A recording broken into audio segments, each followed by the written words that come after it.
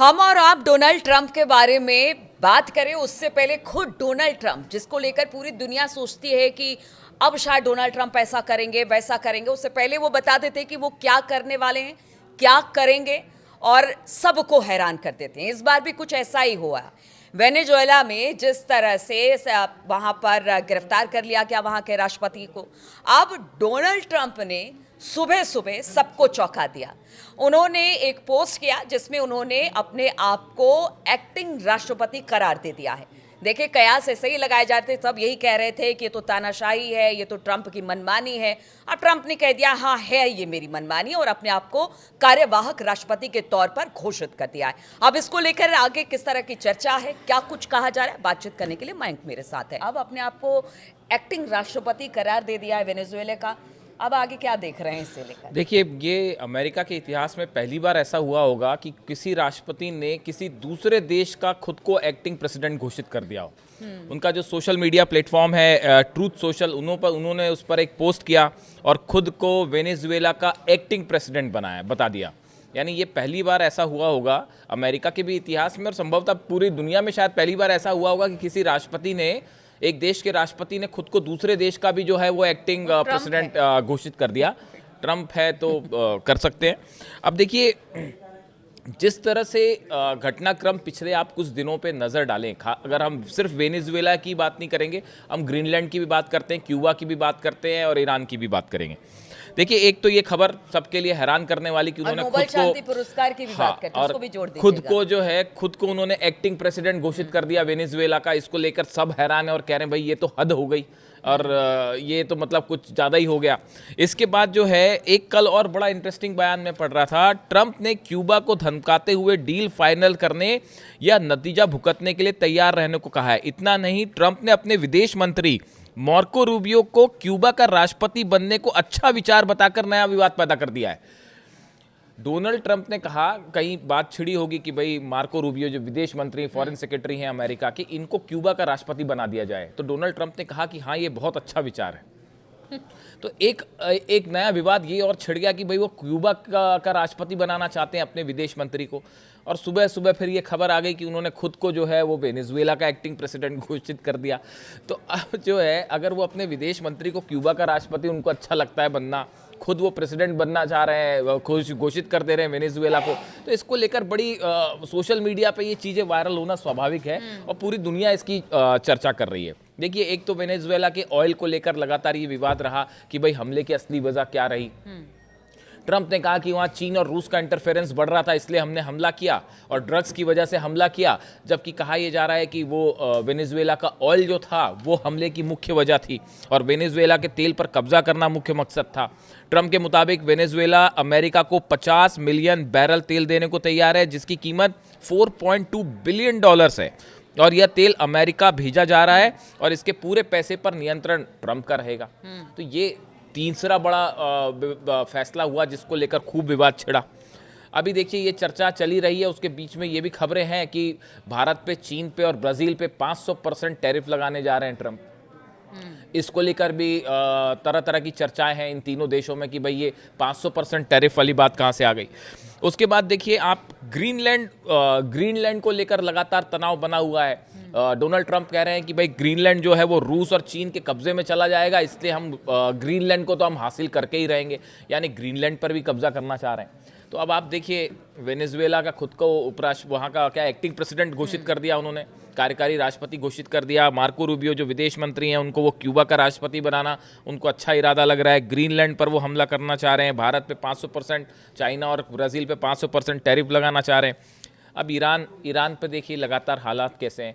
Iran बार बार ये कह रहा है कि हमारे इंटरनल मैटर में आप इंटरफेयर मत करिए। ट्रंप ये कह रहे हैं कि अगर प्रदर्शनकारियों पर हमले हुए तो हम जो है वो तैयार है इसके लिए। देखिए, हम भले ही हंस लें इस पर कि ट्रंप ऐसा कर रहे हैं वैसा कर रहे हैं, लेकिन देखिए जानकार यही बताते हैं कि ट्रंप ने इस बार मतलब ठीक है, पीछे प्लान उन्होंने के जो साथ किया, आए हैं वो बहुत अपने, हाँ। बहुत प्लान के साथ वो आए हैं। बिल्कुल। सीरियस नोट पर अगर बात की जाए, अगर वो चाहते हैं ग्रीनलैंड को अपने कब्जे में लेना, तो कहीं ना कहीं जो उनका रेयर अर्थ है और मिनरल्स है, जिस पर डिपेंडेंसी सब बहुत ज़्यादा चाइना पर है अमेरिका की, कम होगी। उसको खत्म करना चाहते हैं। दूसरी तरफ अगर बात की जाए वेनेजुएला की, तो वहाँ पर तेल के भंडार को लेकर वो मिडिल ईस्ट पर अपनी जो वो है वो कम करना चाहते हैं। प्लस 500% टैरिफ को लेकर कहा यह जा रहा है कि खुद उनके कांग्रेस में ही 80 उनके ऐसे पक्ष और विपक्ष मिलाकर हैं जिस पर कहा जा रहा है कि हो सकता है इस पर फैसला आ जाए। तो इस बार पूरी तैयारी के साथ है, भले हम आप हंस ले, लेकिन जो ट्रंप कर रहे हैं वो तो दुनिया को हिलाने वाला फैसला। देखिए, अब ये ट्रंप के जो भी फैसले आ रहे हैं, इन फैसलों से कई समीकरण बदले हैं पूरी दुनिया में। आप देखिए कि एक तो पूरी दुनिया में जो शक्ति संतुलन है, बैलेंस ऑफ पावर, ये तेजी से बदल रहा है। बिल्कुल। कोल्ड वॉर वाला जो हमने तनाव देखा रूस के बीच में, यूएसएसआर था उस समय, और अमेरिका के बीच में जो तनाव था, वही तनाव एक बार फिर रशिया और अमेरिका के बीच में अब देखा जाने लगा है। हाँ। जिस तरह से वेनेजुएला पर हमले हुए, रूस के शिप पर कब्जा हुआ, उसके बाद अब ग्रीनलैंड से रूस को हटाने की बात है। देखिए, अभी जो मिसाइल हमले किए पुतिन ने 2 दिन पहले यूक्रेन पे, और आर्सेनिक उनकी जो मिसाइल्स हैं वो फायर की गई, न्यूक्लियर मिसाइल्स फायर की गई, वो इस बात का संकेत था यूरोप को। तो देखिए, बड़े तेजी से जो है वो एक कोल्ड वॉर वाली सिचुएशन जो है वो फिर से खड़ी हो गई है। बात नंबर 1, पूरा का पूरा, दूसरी बड़ी बात, पूरा का पूरा मिडिल ईस्ट जो है वो अस्थिर है। आप ईरान देख लीजिए, आप गजा देख लीजिए, आप लेबनान देख लीजिए, आप सीरिया देख लीजिए, और अब तो यूएई और सऊदी भी भिड़ पड़े आपस में यमन को लेकर। पूरा मिडिल ईस्ट अस्थिर है। आप देख लीजिए, पुतिन, ईरान, चीन, नॉर्थ कोरिया, एक नया ब्लॉक जो है वो तेजी से बढ़ के सामने आ रहा है, जिसमें नॉर्थ कोरिया ने कल ही धमकी दी है कि हम जो है वो न्यूक्लियर हमला कर देंगे अमेरिका के ऊपर। तो एक जो है, आप देखिए, एक अमेरिका के खिलाफ एक बड़ा एक ब्लॉक नया बन के उभर कर सामने आ रहा है, जिसमें ईरान, रूस, चीन और नॉर्थ कोरिया हाँ, ये सारी चीजें तो चलिए ठीक है, ये जो 3-4 देश हैं वो अमेरिका के खिलाफ खड़े होते दिखाई दे रहे हैं, लेकिन ट्रंप जो है वो अपनी मनमानी कर रहे हैं। ईरान में जिस तरह के हालात है, कहा यह जा रहा है कि अगर ईरान पर मतलब अमेरिका हमला करता है और उसके बाद जो स्थिति बनती है, उससे साफ हो जाएगा कि कौन किसके साथ खड़ा है। अब तक तो बातें बहुत होती रही हैं, लेकिन उसके बाद पता चलेगा कि कौन खड़ा है, जिस तरह के ईरान के हालात हैं, और उससे बहुत हद तक एक वर्ल्ड सिनेरियो कह सकते हैं कि स्पष्ट क्लियर हो तौर जाएगा। से हाँ, क्लियर हो ये जाएगा। ठीक बात है कि अगर ईरान पर अमेरिका हमला करता है तो ये हमला ईरान वर्सेस अमेरिका तक सीमित नहीं रहेगा, ये बड़ा रूप ले लेगा वॉर का। इसमें रूस का भी इंटरफेरेंस होगा, चाइना का भी होगा, और संभवतः नॉर्थ कोरिया का भी हो जाए, खासकर वेनेजुएला के बाद। लेकिन इसको लेकर 2 राय हैं। पहली राय ये है कि लोगों का ये कहना है कि अमेरिका जो है वो सीधा ईरान पर हमला नहीं करेगा। जो ईरान को आप वेनेजुएला मत समझिए, ग्रीनलैंड मत समझिए, क्यूबा मत समझिए। ईरान के पास अच्छी खासी सेना है, एयरफोर्स भी है, अब तो एयरफोर्स भी है, और मिसाइल्स पावर भी है। बड़ा मिडिल ईस्ट का सबसे बड़ा पावरफुल कंट्री है वो ईरान है। तो ईरान पर हमला करना वेनेजुएला की तरह नहीं है कि आपने जो है प्लेन भेज दी और नहीं, तो इसीलिए देखा जा रहा है कि जो अशांति फैली है वो ये चाहते हैं कि वहां पर खामनी सरकार सत्ता जो है वो परिवर्तन चली हो। जाए, मतलब बिना कुछ किए वहां पर बहुत हद तक परिवर्तन हो जाए, और कहीं ना कहीं इनडायरेक्ट वे में जो ट्रंप हैं उनका अधिकार वहां पर हो जाए। लेकिन कोशिश ये, यही हाँ, है। कोशिश यही है, लेकिन ये होता नहीं दिख रहा। और दूसरी बात देखिए, आप ऐसा भी कई लोगों की राय है कि अभी ट्रंप जो है उनका फोकस ग्रीनलैंड, क्यूबा, इस तरफ ज़्यादा है, वेनेजुएला, हाँ, लैटिन अमेरिका। वो ये नहीं करेंगे कि वहाँ भी उलझे रहें और उसके बाद यहाँ भी अटैक कर दें। ये एक ऐसी स्थिति हो जाएगी जहाँ पे आप 2 फ्रंट खोलने वाली बात हो जाएगी।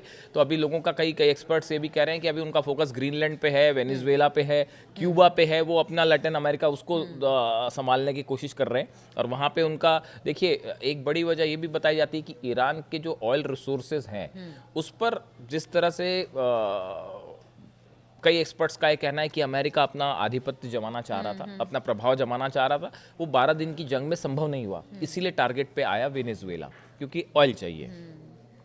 तो इसलिए ये कहा जा रहा है कि अभी ईरान पर शायद डायरेक्ट हमला ना करे अमेरिका, और फोकस ग्रीनलैंड को भी लेके रहे। लेकिन अगर ग्रीनलैंड पर कोई कार्रवाई करते हैं या क्यूबा में कोई कार्रवाई होती है, तो ऐसी सूरत में ये एक बार फिर सीधा सीधा पुतिन को चैलेंज होगा। ये सीधा सीधा चाइना को चैलेंज होगा। हाँ, है, पुतिन देखिए, एक बात आपने गौर की हो, पुतिन बड़े शांत बैठे हैं। आप देखिए, इस बात को नोट करिए, पिछले 8-9 दिनों से, या आप देख ले जब से वेनेजुएला पर हमला हुआ है, पुतिन की तरफ से कोई बयान नहीं आया है। और जब पुतिन शांत हो जाते हैं तो ये बड़ा खतरनाक होता है। ऐसा भी कहा जाता है, जो लोग अगर आप पुतिन को फॉलो करें तो जब भी बड़े फैसले लिए पुतिन अपनी तरफ से कोई बयान नहीं देते। वो ट्रम्प के बिल्कुल अपोजिट है। ट्रम्प अपना बयान देते हैं, पहले बयान देते हैं, काम बाद में करते हैं। एक काम करते हैं, 4 बयान देते हैं। पुतिन जो है, जब पुतिन ने कोई बड़े फैसले करने होते हैं, पुतिन शांत हो जाते हैं, वो बयानबाजी नहीं करते। मैंने इसीलिए ईरान का जिक्र किया कि अगर वहां पर किसी तरह का हमला या कुछ होता है तो फिर ये चीजें स्पष्ट हो जाएगी कि कौन किसके साथ है, और खुलकर अब हमने ये बात पहले भी कही है कि इसको लेकर ऑलरेडी चीन, रूस और ईरान के बीच में एक बैठक हो चुकी है और ये प्लान तैयार हो चुका है कि अगर अमेरिका हमला करता है तो दोनों देशों का क्या स्टैंड होगा। ये प्लान पहले से तैयार है, इसमें आप किसी गलतफहमी में मत रहिए। और अगर ये हमला होगा किसी भी तरह का ईरान का, तो आप देखें कि उसका जवाब जो है वो हो सकता है कि अगले ही दिन जो है वो चीन ताइवान पर हमला कर दे। आप देखें वहां पे कि ईरान पर हमला हुआ है, नेक्स्ट डे जो है चंद घंटों बाद चीन ताइवान पर हमला कर दे। तो आप इसके कई सारे परिणाम देखने को मिलेंगे। ऐसा नहीं है कि सिर्फ ईरान पर हमला हो, जो 12 दिन की जंग थी उसी तरह का मामला होगा, या न्यूक्लियर ठिकाने तो आप कह रहे हैं कि आपने तबाह कर दिए, तो फिर अब कहाँ हमले करेंगे, अब हमले कहाँ करोगे आप। तो ये इसी को लेकर चर्चा छिड़ी है। कल ये चर्चा छिड़ी हुई थी भाई पूरे वेस्टर्न मीडिया में कि अमेरिका कह रहा है कि हम जो है कई और ठिकानों पर हमले कर सकते हैं, मिलिट्री ठिकानों के अलावा भी हम हमले कर सकते हैं, इस तरह का बयान कहा है कि अमेरिका की तरफ से जिस तरह से खबरें आई कि एक प्लान भी तैयार कर लिया प्लान भी तैयार है। हाँ, इस तरह की बातें, इस तरह की भी बातें सामने आई कि प्लान तैयार कर लिया गया और बहुत जल्द अब ईरान पर हमला। देखिए हुआ ये असल में कि वेनेजुएला पर जो अटैक किया इन्होंने, ये जैसे ईरान की तरफ से अब्बास अराक्ची जो विदेश मंत्री, उनका बयान आया था कि ये एक ऐसी घटना हो गई है जिसका अब बड़े लंबा दूरगामी इसका परिणाम होगा और पूरी दुनिया पे असर होगा। और वो वाकई ऐसा होता दिख रहा है कि देखिए इस हमले ने एक प्रकार से जो जितनी शांति की या विश्वास की बातें थी, सीज फायर की बातें थी, चाहे यूक्रेन रशिया के बीच में हो, अब तो हमास और इजराइल फिर से जंग शुरू करने जा रहे हैं। जो अपडेट आ रहे हैं वहां से, वो सीज फायर का जो पहला दौर था वो भी खत्म होने वाला, जल्दी आप देखें फिर से जो है वो वॉर शुरू होने वाली वहां पे।